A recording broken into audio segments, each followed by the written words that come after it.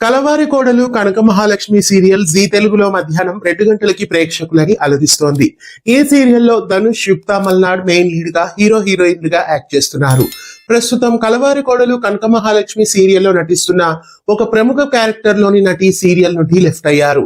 ఈ సీరియల్లో అంబిక క్యారెక్టర్ లో ఇంతవరకు హీనా రాయ్ పోషించారు. ప్రస్తుతం హీనా రాయ్ కలవారి కోడలు కనక మహాలక్ష్మి సీరియల్ నుండి లెఫ్ట్ అయ్యారు. హీనా రాయ్ ఇప్పటి వరకు ఎన్నెన్నో జన్మల బంధం, అనుపల్లవి, ఎటో వెళ్లిపోయింది మనసు, ఇలా ఎన్నో సీరియల్స్ లో నటించారు. ప్రస్తుతం హీనా రాయ్ కలవారి కోడలు కనక మహాలక్ష్మి సీరియల్ నుండి లెఫ్ట్ అయ్యారు.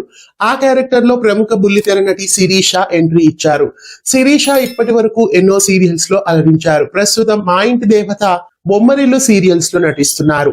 మళ్ళీ ఈ సీరియల్లో కూడా విలన్ గా నటిస్తున్నారు.